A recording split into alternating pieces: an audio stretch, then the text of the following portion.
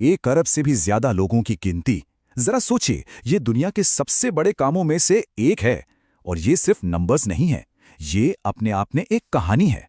तो आज हम 2011 की जनगणना के पन्ने पलटने वाले हैं, जो भारत की सबसे ताज़ा आधिकारिक कहानी है। देखते हैं कि ये आंकड़े हमारे देश के बारे में क्या राज खोलते हैं। तो सवाल यही उठता है कि आखिर 121 करोड़ लोगों को कोई गिनता कैसे है? ये सिर्फ सिर गिनने जैसा तो बिल्कुल नहीं है। इसके पीछे एक बहुत बड़ी मशीनरी काम करती है, जो असल में देश की धड़कन को मापती है। चलिए, इस महाअभियान के पीछे की कहानी को समझने की कोशिश करते हैं। तो सबसे पहले ये समझते हैं कि ये जनगणना या सेंसस आखिर है क्या। देखिए, ये हर 10 साल में होने वाली देश की एक ऑफिशियल गिनती है। लेकिन ये सिर्फ गिनती नहीं है, इसे देश का एक तरह का हेल्थ चेकअप समझ लीजिए। ये हमें आबादी से लेकर पढ़े लिखे लोगों की संख्या और लिंगानुपात तक सब कुछ बताता है। तो चलिए, अब सीधे चलते हैं 2011 की जनगणना की दुनिया में। वो आंकड़े जो आज भी हमारी समझ का एक बड़ा आधार बने हुए हैं। हाँ, तो 2011 की ये गिनती कोई पहली बार नहीं हो रही थी।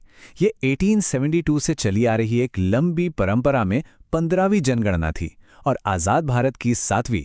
और पता है, इसका मोटो भी बहुत गहरा था, हमारी जनगणना हमारा भविष्य।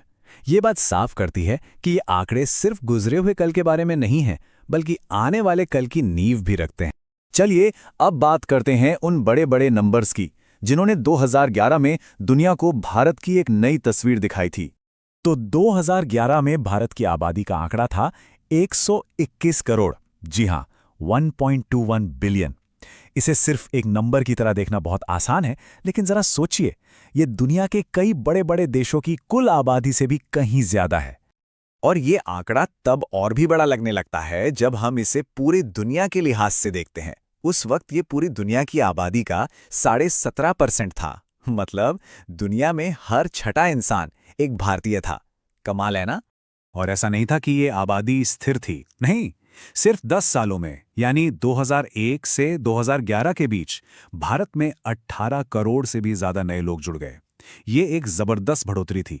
इसको ऐसे समझिए, जैसे भारत ने सिर्फ 10 साल में अपने अंदर एक और बड़े देश की पूरी आबादी को ही जोड़ लिया हो। इससे अंदाजा लगता है कि जनसंख्या बढ़ने की रफ्तार कितनी तेज थी। लेकिन देखिए, भारत हर जगह एक जैसा नहीं है। ये जो आबादी का महासागर है ना, ये कहीं गहरा है तो कहीं उथला। एक तरफ है उत्तर प्रदेश, जो अकेले ही देश की लगभग 16% आबादी का घर है, और दूसरी तरफ सिक्किम जैसे छोटे छोटे राज्य भी हैं। यही जो बड़ा फर्क है, वो भारत की कहानी को और भी ज्यादा दिलचस्प बना देता है। हाँ, लेकिन यहाँ एक बहुत ही जरूरी बात है। भले ही आबादी 17.64% बढ़ी, पर यह आज़ादी के बाद से अब तक की सबसे धीमी दशकीय ग्रोथ रेट थी। मतलब साफ है, आबादी तो बढ़ रही थी, लेकिन उसके बढ़ने की जो रफ्तार थी वो कम हो रही थी।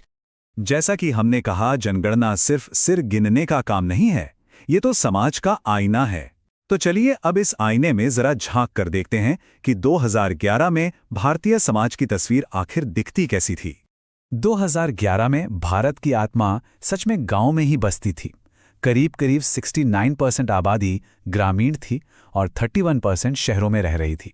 ये आंकड़ा हमें बताता है कि तमाम शहरी विकास के बावजूद भारत की जड़ें कितनी गहरी गांव में हैं। अच्छा, शिक्षा के मोर्चे पर एक अच्छी खबर थी। देश की ओवरऑल लिटरेसी रेट बढ़कर 74% हो गई थी। लेकिन जब हम इन आंकड़ों में थोड़ा और अंदर जाते हैं, तो एक चिंताजनक तस्वीर दिखती है। पुरुषों की साक्षरता दर थी 82%, जबकि महिलाओं की सिर्फ 65%। ये शिक्षा में जेंडर गैप की एक बहुत गहरी खाई थी। अब बात करते हैं लिंगानुपात के, यानी हर 1000 पुरुषों पर कितनी महिलाएं हैं। ये आंकड़ा सुधरकर 943 हो गया था, जो अच्छी बात थी। पर ये जो नेशनल एवरेज है ना, ये पूरी कहानी नहीं बताता। क्योंकि एक तरफ केरल था, जहां 1000 पुरुषों पर 1084 महिलाएं थीं, वहीं दूसरी तरफ हरियाणा था, जहां यह आंकड़ा बहुत ही चिंताजनक रूप से सिर्फ 879 था। और यहीं पर एक बहुत परेशान करने वाला विरोधाभास सामने आया, जहां एक तरफ देश का ओवरऑल सेक्स रेशियो सुधर रहा था, वहीं दूसरी तरफ 0 से 6 साल के छोटे बच्चों के बीच ये 927 से घटकर 919 पर आ गया था। ये अपने आप में एक बहुत ही गंभीर चेतावनी थी। तो अब जरा वक्त में पीछे चलते हैं और ये देखते हैं कि भारत में लोगों को गिनने की ये इतनी बड़ी कवायद आखिर शुरू कैसे हुई। भारत में जनगणना का सफर शुरू हुआ था 1872 में वाइसरॉय मेयो के टाइम पर। हालांकि वो पूरी नहीं हो पाई थी। फिर जो पहली मुकम्मल जनगणना हुई वो थी 1881 में। इसके बाद 1921 एक बहुत ही ऐतिहासिक साल रहा और फिर 1951 में हुई आजाद भारत की पहली जनगणना। तो ये 1921 को the year of great divide या महान विभाजक वर्ष क्यों कहते हैं? वो इसलिए क्योंकि ये इतिहास में इकलौता ऐसा मौका था जब देश में पड़े भयंकर अकाल की वजह से भारत की आबादी बढ़ने के बजाय घट गई थी। 2011 को बीते हुए एक दशक से ज्यादा हो चुका है, तो जाहिर है अब नजर भविष्य पर है। और अब वो सवाल जो शायद हम सबके मन में है कि अगली जनगणना कब होगी?